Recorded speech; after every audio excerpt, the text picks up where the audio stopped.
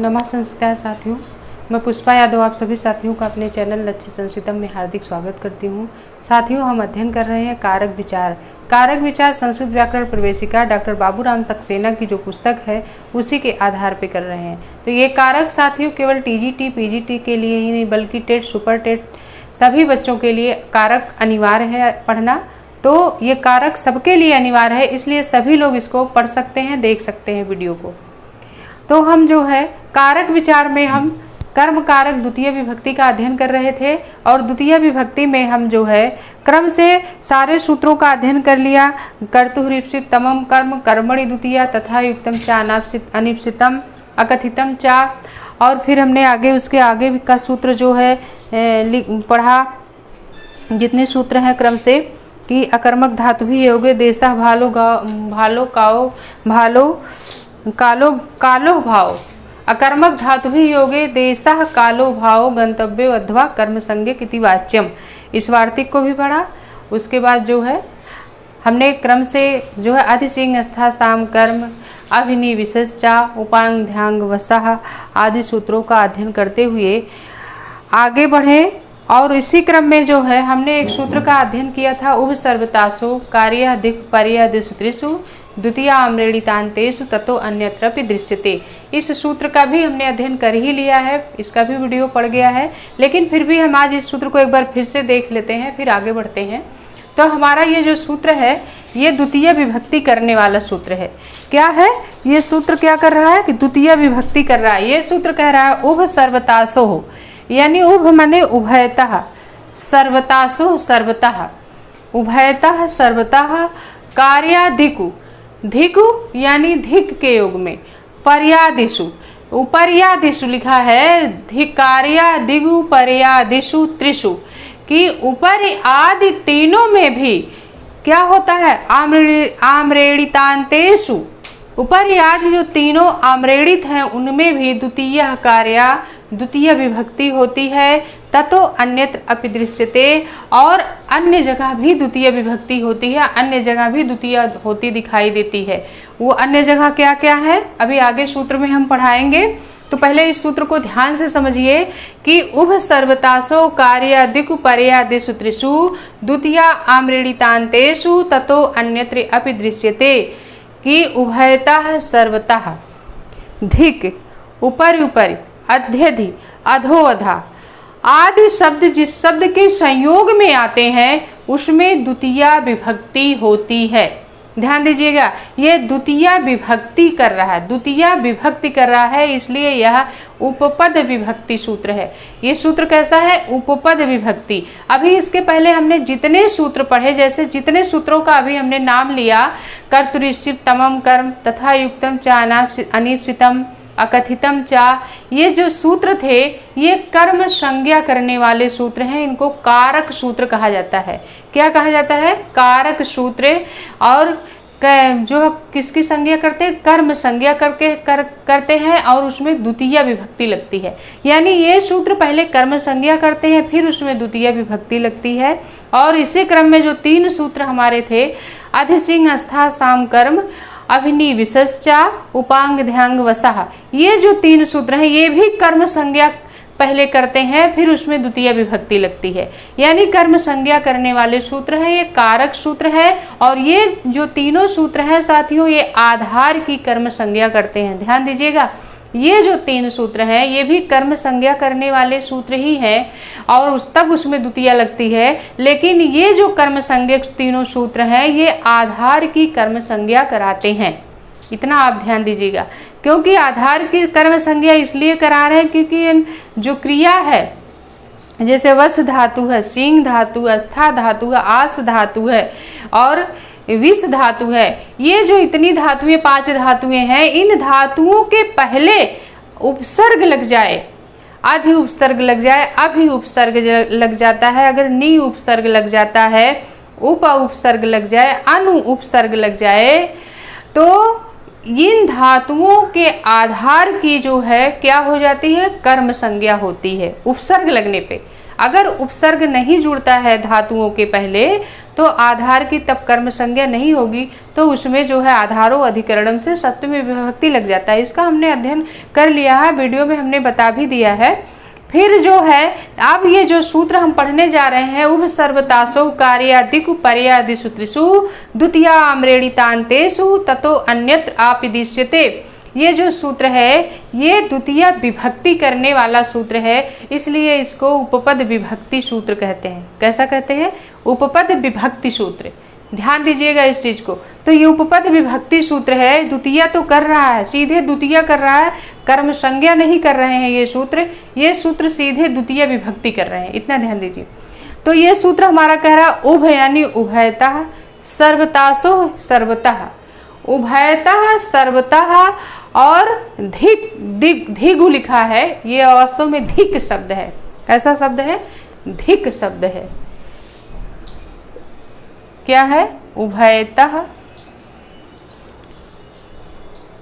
उभयतः कहिए या उभयः कहिए, उभयः सर्वतासो सर्वतः, धिक लिखा है, ये धिक शब्द है। का गा हो गया है संधि करके, धिक। उपर्यादिषु, उपर्यादिषु का मतलब है उपर्यादिषु, ऊपरी आदि, आदिषु त्रिषु, ऊपरी आदि जो तीनों आम्रेणितान्तेषु आम्रेणित हैं। आम्रेणित संज्ञा किसकी होती है? जो उनको दो बार प्रयोग होता है, दुरुक्त जिनका होता है उनकी आम्रेणित संज्ञा होती है। जैसे उपर्यादिषु, ऊपरी आदि, ऊपरी आदि क्या है? जैसे ये धिक है ना, यहाँ एक समझ लीजिए पहले, ये वास्तव में शब्द क्या है? जैसे मान लीजिए धिग, धिग है, धिग प्लस ऊपरी,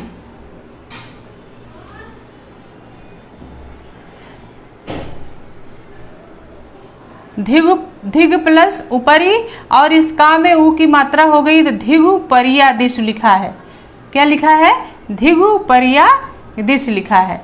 तो ये जो शब्द है धिगु पर्यादिश यानी धिग यानी ऊपरी आदि। कैसे शब्द है ये? ऊपरी, ऊपरी, ऊपरी जिसको कहते हैं।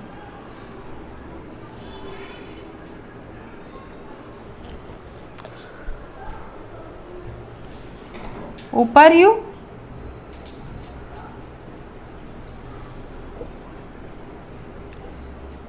ऊपरी, ऊपरी, ऊपरी, ऊपरी शब्द, ऊपरी ऊपरी दो बार है यहाँ। ये शब्द ऊपरी, उपर्यादिषु, ऊपरी आदि शब्द, त्रिषु तीन, यानी इन उपर्यादि तीनों आम्रेणित की भी द्वितीय कार्या द्वितीय विभक्ति होती है। तीनों आम्रेणित कौन? इसको पहले ध्यान से समझिए। ऊपरिया ऊपरी, अध्यधि, अध्यधि और अधोधा, अधोधा, ये तीन यही है। उपर्यादिषु त्रिषु, ऊपरी ऊपरी आदि जो तीनों हैं ये आम्रेणित, ये तीनों आम्रेणित की कौन सी संज्ञा होती है? संज्ञा नहीं, कौन विभक्ति लगती है? द्वितीय कार्या द्वितीय विभक्ति लगती है। यानी अध्यधि और अधोअधा, ऊपरी ऊपरी। तो ऊपरी ऊपरी, अध्यधि, अधोअधा, त्रिषु कह दें। यहाँ त्रिषु शब्द लिखा है, त्रिषु यानी ये तीनों। कौन तीनों? ऊपरी आदि तीनों, ऊपरी आदि तीनों। कह रहा उभय सर्वतासो कार्या, उभय, उभय यानी उभय में उभया द्वितीय कार्या। अनुवृत्ति लीजिए फिर समझ में आ जाएगा। उभय यहाँ से लीजिए, द्वितीय यहाँ से कार्या, यानी उभय शब्द आ गया अगर तो जिस शब्द के संयोग में आए उसमें द्वितीय कार्या द्वितीय विभक्ति होती है।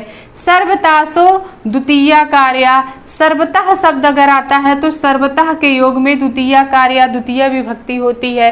धिक, धिक द्वितीय कार्या, धिक शब्द आए तो धिक के योग में भी कौन सी विभक्ति लगती है? द्वितीय विभक्ति लगती है। उपर्यादिषु त्रिषु, ऊपरी ऊपरी आदि जो तीनों हैं उनमें भी द्वितीय कार्या द्वितीय विभक्ति लगती है। तो ऊपरी आदि तीनों कौन कौन? ऊपरी ऊपरी, अध्यधि, अधो अधा, ये तीन शब्द हैं। इसीलिए यहाँ त्रिषु लिखा है। ये क्या है? त्रिषु शब्द लिखा है, त्रिषु।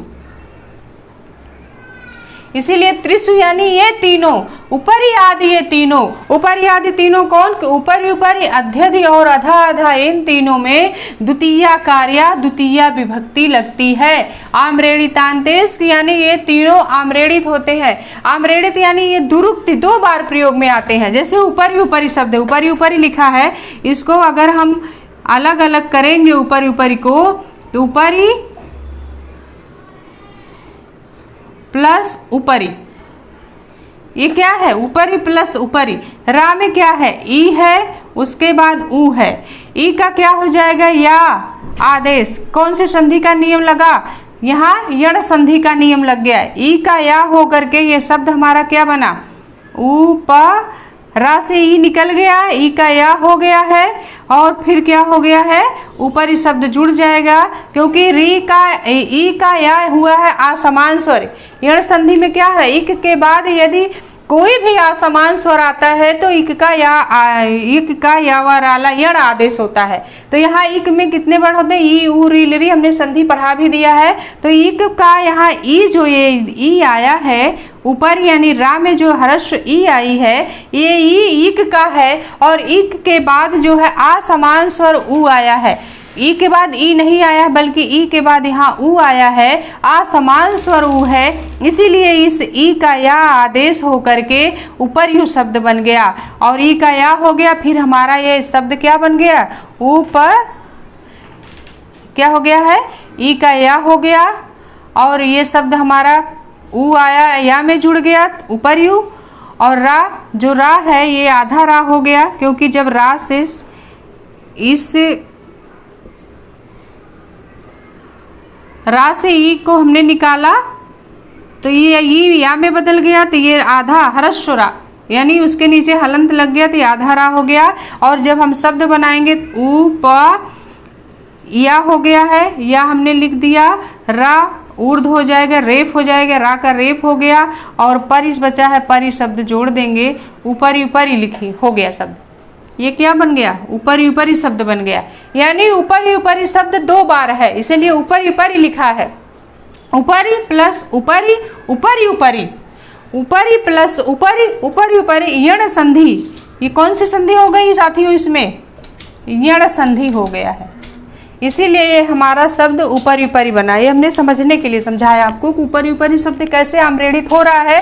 तो आम्रेणित यानी जिस शब्द का दो बार दुरुक्ति, दो बार प्रयोग होता है, दो बार कहा जाए, वो आम्रेणित होते हैं। ऊपरी ऊपरी दो बार कहा गया है, इसलिए आम्रेणित है। अधोधि अध्यधि शब्द दिया है, आधि प्लस आधि। अब आधि में भी वही है, आ है अधा, धा से हमने ई निकाल लिया, ये अध हो गया। उसके बाद अधि का आ असमान स्वर आया है, तब असमान स्वर यण संधि का नियम लग गया, ई का या हो गया। अब ये हमारा शब्द क्या बन गया? आधा या अधि, यही तो बना। अब हम अगर इसको जोड़ेंगे तो क्या हो जाएगा?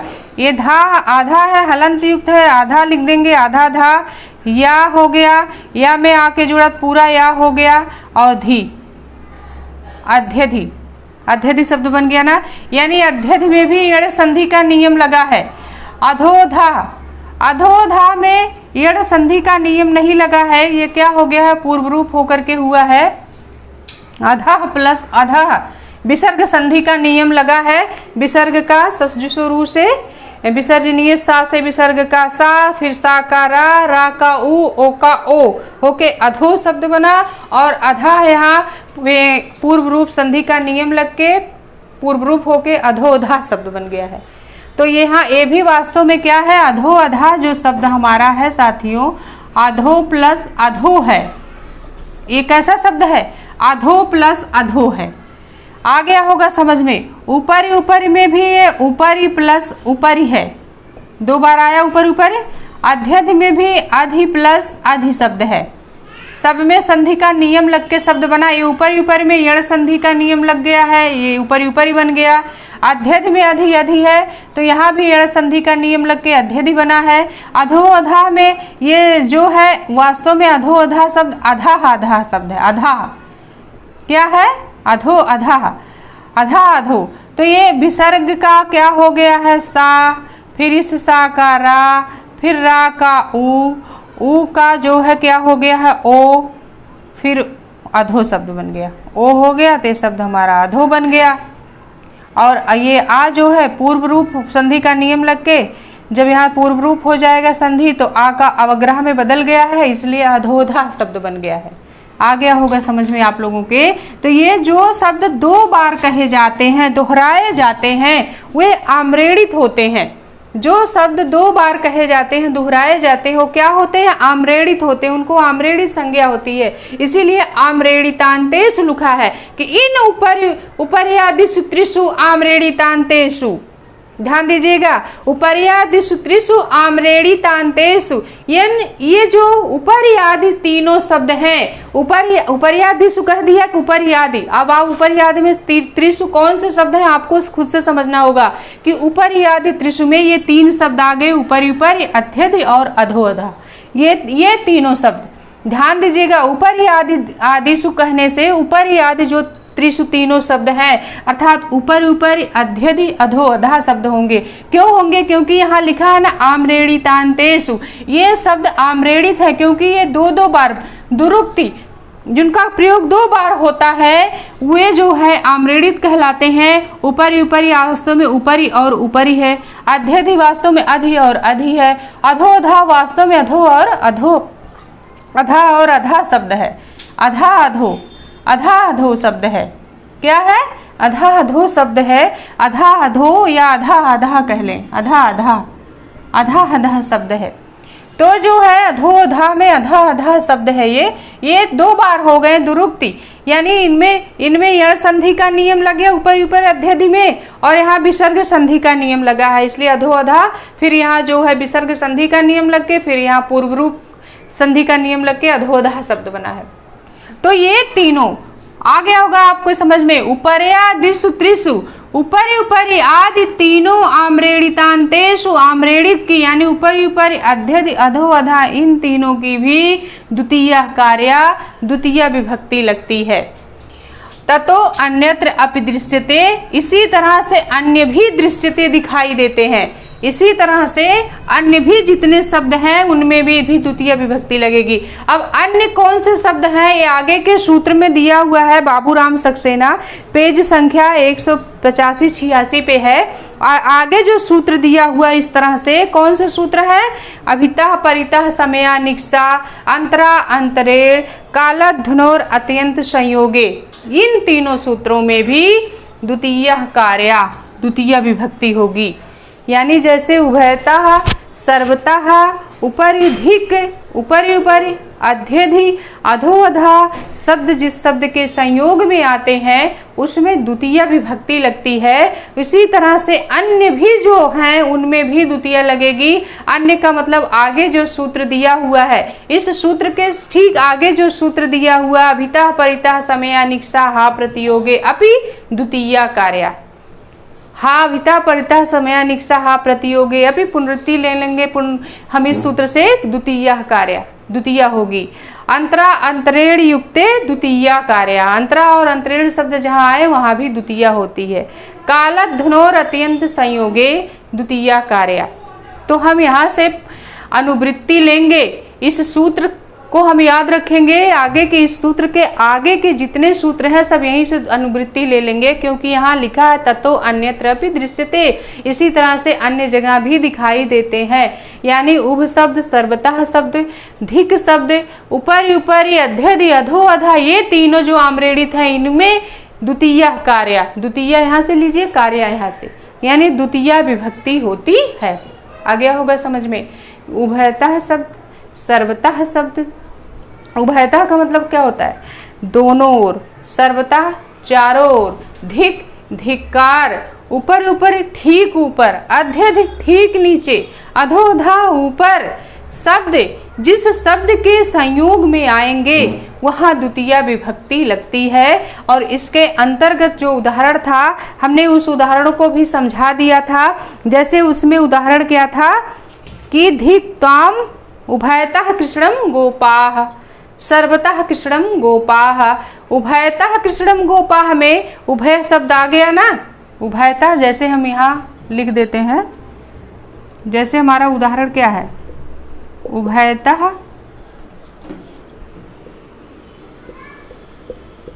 कृष्णम गोपाः, ये हमारा उदाहरण है।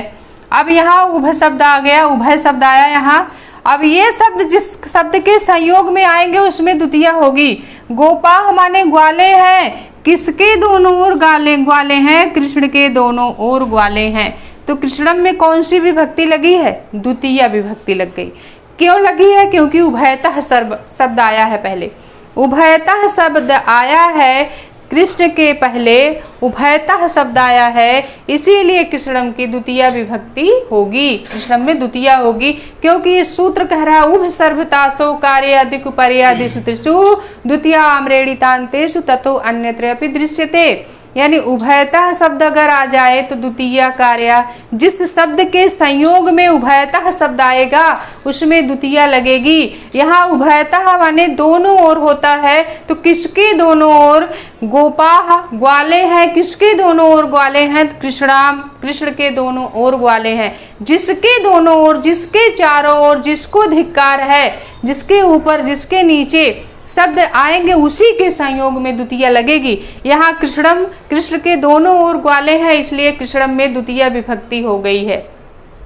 इसी तरह से सर्वतः कृष्णम गोपाः, अब यहाँ उभयता के जगह अगर सर्वतः आ जाए, सर्वतः लिख देंगे तब भी वही चीज होगा। सर्वतः कृष्णम गोपाः, कृष्ण के चारों ओर ग्वाले हैं, तो सर्वतः मतलब होता है चारों ओर। किसके चारों ओर? कृष्ण के चारों ओर ग्वाले हैं, तो सर्वतः कृष्णम गोपाः, कृष्ण के चारों ओर ग्वाले हैं।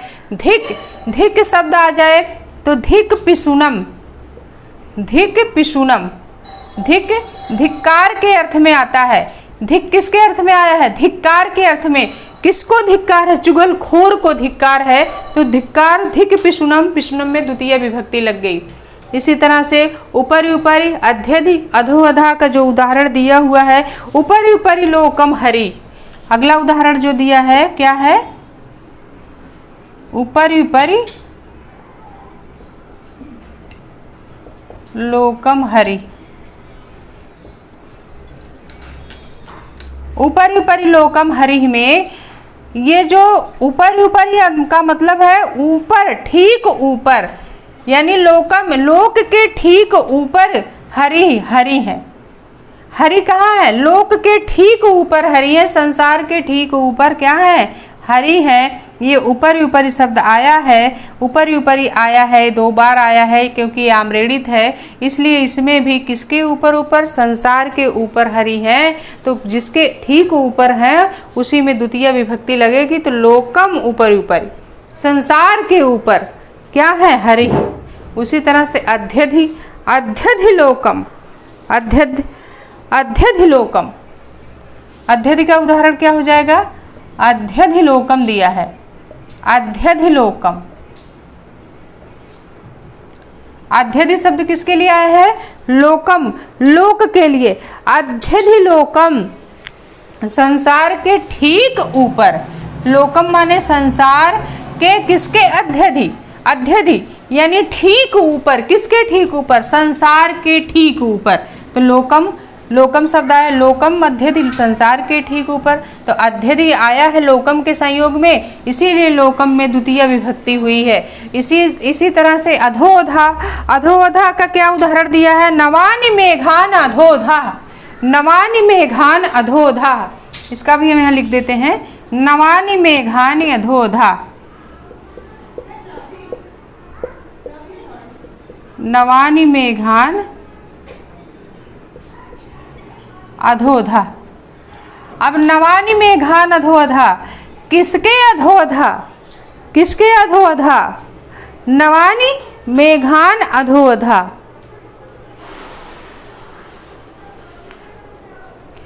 नवानि मेघान अधोधा, नए बादलों के ठीक नीचे, नए बादलों के ठीक नीचे। किस, कौन से बादलों के? नवान मेघान अधोअधा, नए बादलों के। मेघान में कौन सी विभक्ति लग गई? किसके ठीक नीचे? मेघान यानी बादलों के ठीक नीचे। ठीक नीचे से भाव हो रहा है, इसीलिए मेघान में द्वितीय विभक्ति लगी है। मेघान अधोअधा, बादलों के ठीक नीचे, जो बादल है उसके ठीक नीचे नए बादल हैं, तो तो नए बादल है ना, बादलों के ठीक नीचे, इसीलिए मेघान में अधोधा मेघान। तो मेघान में कौन सी विभक्ति लग गई? द्वितीय विभक्ति, द्वितीय का बहुवचन है मेघान में। तो इस तरह से कि उपसर्वतासो कार्यादिक पर्यादिषु त्रिषु द्वितीया आम्रेडितान्तेषु ततो अन्यत्रपि दृश्यते।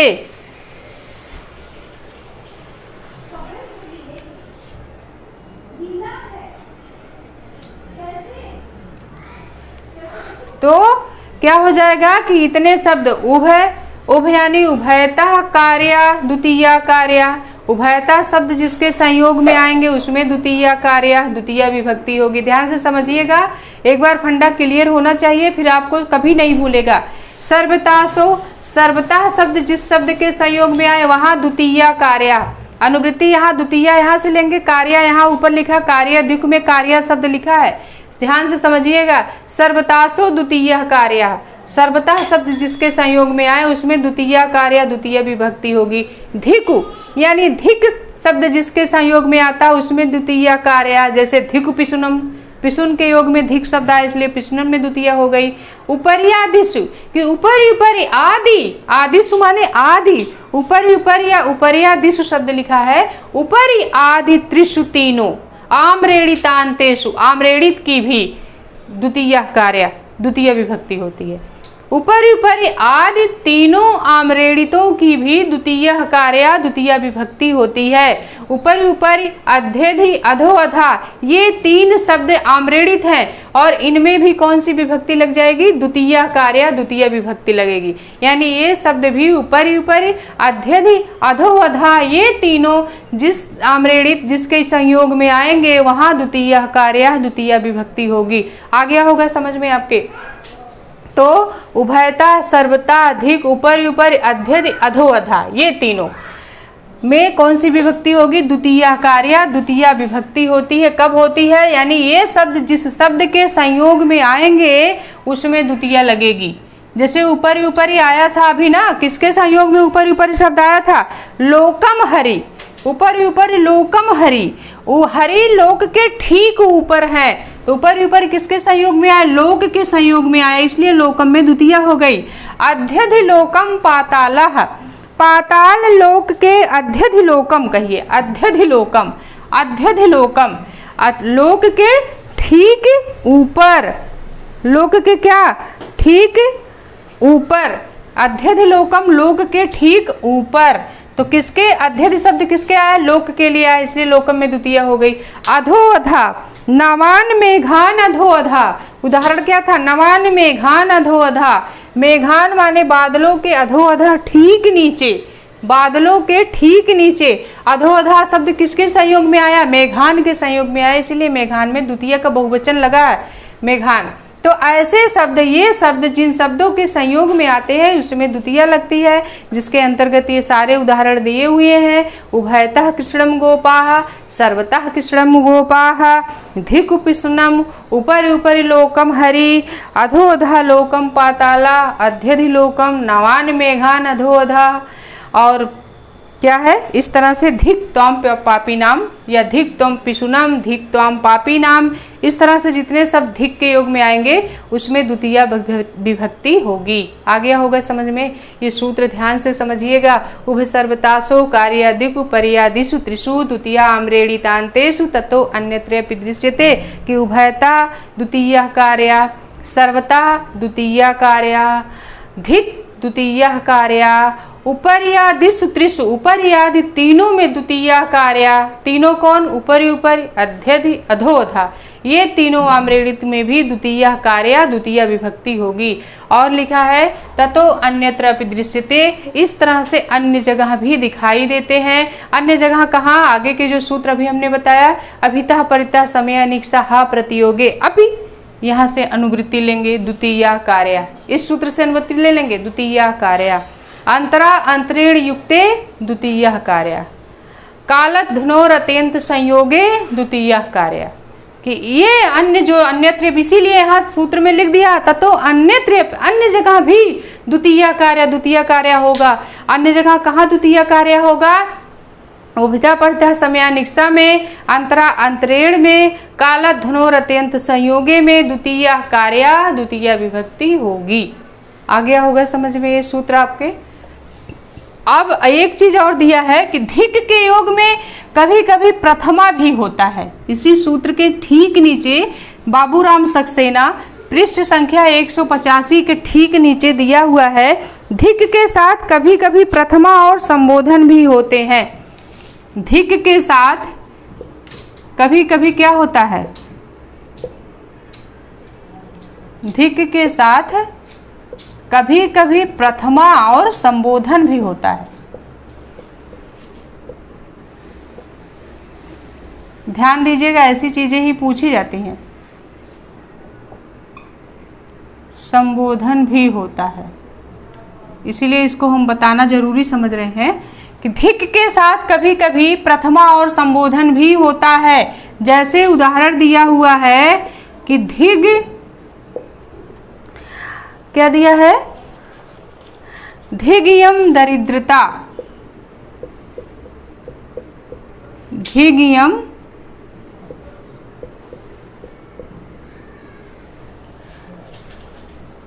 धिगियम दरिद्रता। अब धिग के साथ प्रथमा लगा है दरिद्रता। अगला दिया है धिग अर्था कष्ट संशया,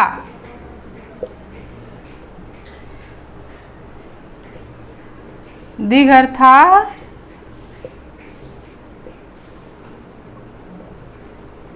कष्ट संशया, धिग अर्था कष्ट संशया, ये प्रथमा का प्रयोग है यहाँ। और एक दिया है धिग मूढ़ा, धिग मूढ़ा, मूर्ख को धिक्कार है। और चौथा दिया है हाधिक, हाधिक, हाय धिक्कार है, संबोधन है हाधिक। संबोधन के अर्थ में भी प्रथमा होता है ना, लिखा है ना, धिक के साथ कभी कभी प्रथमा और संबोधन भी होता है।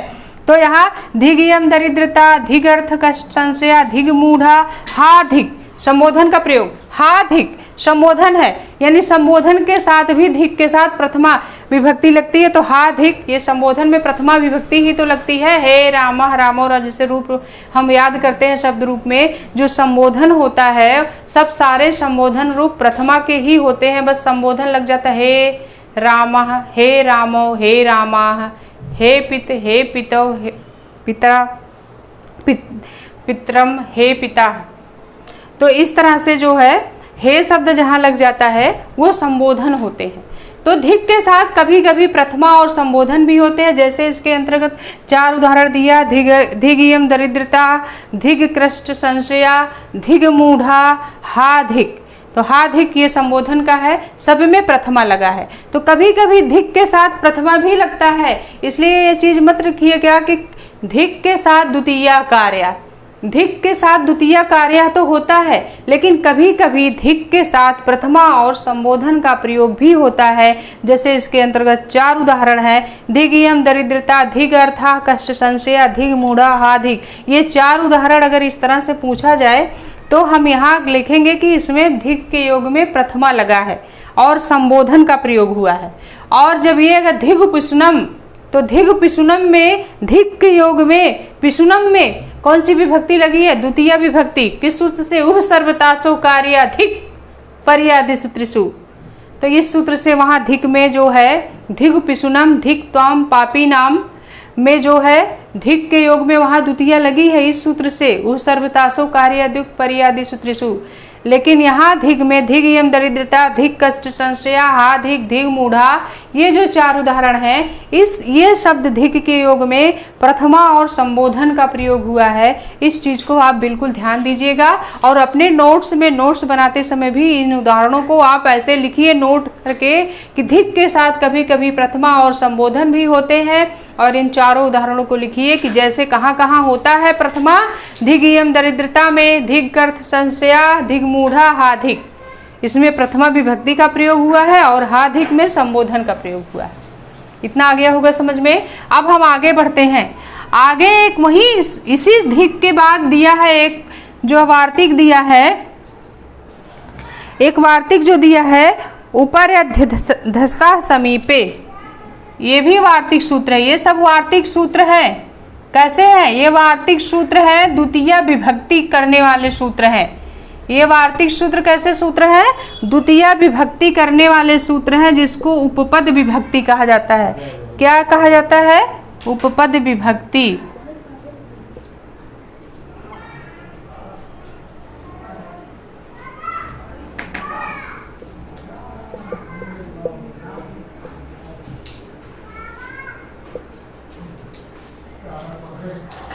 ऊपर अध्यधसा समीपे ये सूत्र है। ये सूत्र कह रहा है समीप के अर्थ में, समीपे यानी समीप के अर्थ में ऊपर अधि अधा क्या होते हैं? आम्रेड़ित होते हैं। ऊपर अधि और अधा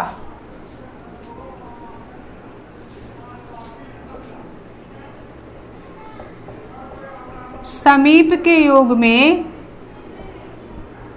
ऊपरी शब्द है, अधि और अधा शब्द ये क्या होते हैं? आम्रेड़ित होते हैं। अभी हमने बताया आगे इस सूत्र में दिया है ना, ऊपर या अधि त्रिशु, यानी ये ऊपरी ऊपरी ऊपरी अधि अधा ये तीनों शब्द क्या होते हैं? आम्रेड़ितांतेषु। यहाँ देखिए इसीलिए लिखा है आम्रेड़ित होते हैं।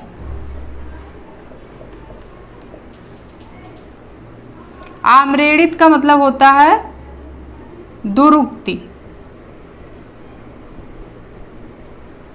दुरुक्ति कहिए या दोहराए जाना या दोबारा दोबारा।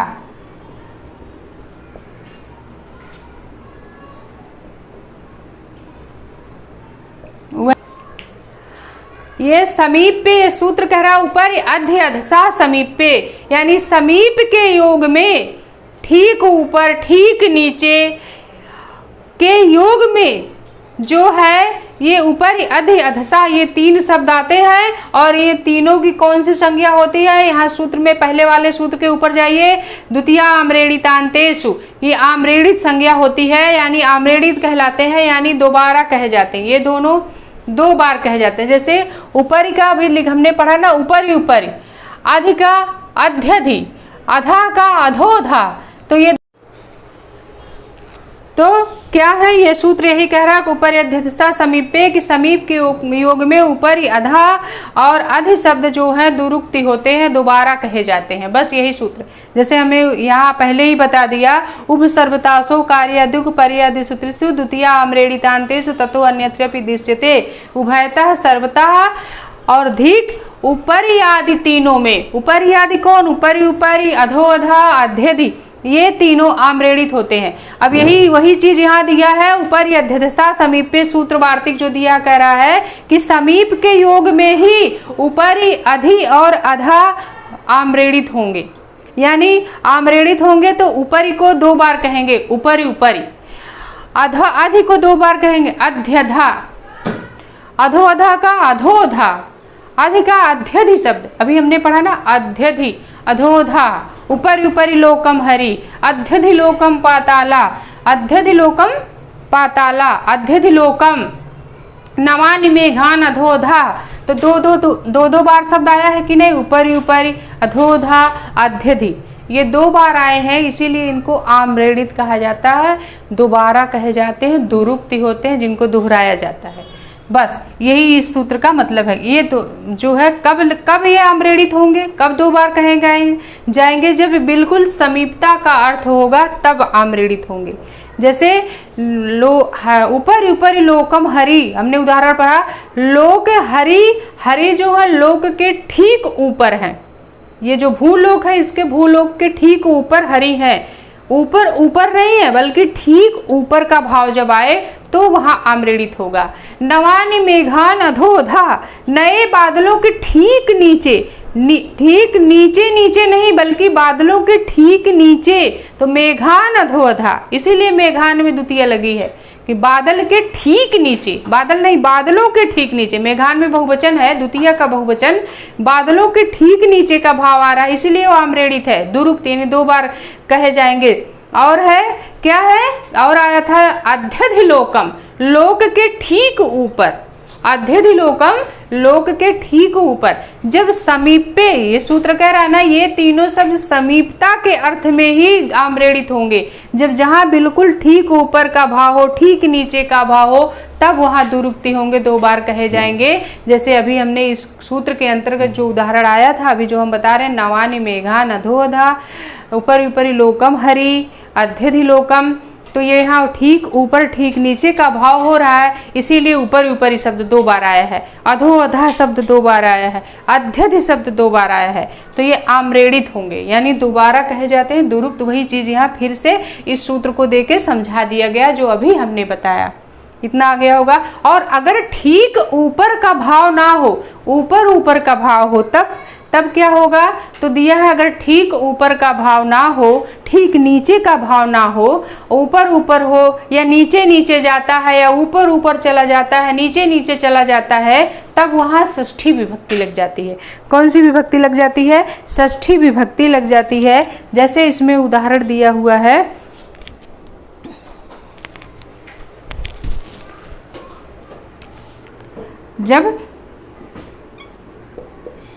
जब ठीक ऊपर का भाव ना हो,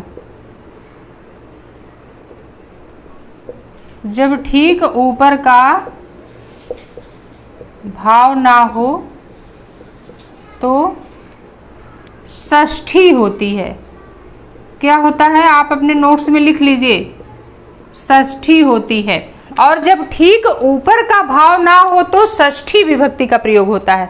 जब ठीक ऊपर ठीक नीचे का भाव हो तो आम्रेड़ित हो जाते हैं और उसमें द्वितीया लगती है, लेकिन जब ठीक ऊपर का भाव ना हो, ठीक नीचे का भाव ना हो, तो वहाँ षष्ठी होती है। और जैसे इसमें उदाहरण दिया है, ऊपर ऊपर सर्वेषाम आदित्यो तेजसा, जैसे क्या उदाहरण दिया है, ऊपर ऊपर सर्वेषाम मादित्य यू तेजसा। अब यहाँ ऊपर ऊपर सर्वेषाम आदित्य तेजसा कि सर्वेषाम आदित्य, सूर्य का जो तेज है, प्रकाश है, वह ऊपर ऊपर है। अब यहाँ इस उदाहरण से पता चल रहा है, ऊपर ऊपर सर्वेषाम आदित्य तेजसा, जो सूर्य का प्रकाश है वो कैसा है, ऊपर ही ऊपर, ऊपर ऊपर है। इसीलिए यहाँ ऊपर ऊपर शब्द तो आया है, लेकिन कहाँ आया है, ऊपर ऊपर सर्वेषाम आदित्य, यानी सूर्य का प्रकाश यहाँ ऊपर ऊपर। अब भाव क्या है, सूर्य का प्रकाश ठीक ऊपर थोड़ी ना रहेगा, ऊपर ऊपर ही रहते हुए ऊपर ऊपर से ही चला जाता है कि नहीं। तो यहाँ ठीक ऊपर से भाव नहीं प्रकट हो रहा है, बल्कि सूर्य का प्रकाश ऊपर ऊपर है और ऊपर ऊपर से ही नीचे चला जाता है। तो जब भाव यहाँ आ रहा है कि ऊपर ऊपर का भाव है, तब उसमें षष्ठी लग गई है। इसीलिए सर्वेषाम में कौन सी विभक्ति लग गई, षष्ठी लग गई है। तो ऊपर ऊपर सर्वेषाम आदित्य तेजसा, जो सूर्य का प्रकाश है वह ऊपर ऊपर होके जाता है। अगर ठीक ऊपर से भाव होता तब वहाँ क्या लग जाता, द्वितीया लग जाती। लेकिन ठीक ऊपर ठीक नीचे का भाव जब जहाँ नहीं होगा उसमें षष्ठी लग जाएगी। आ गया होगा समझ में। फिर हम अगला वार्तिक, जो हमारा अगला अन्यत्र अपि दृश्यते इस सूत्र में लिखा गया है, इस वार्तिक को हम अगले क्लास में पढ़ाएंगे। आज के लिए इतना ही। नमः संस्कृता साथियों, नमो नमः।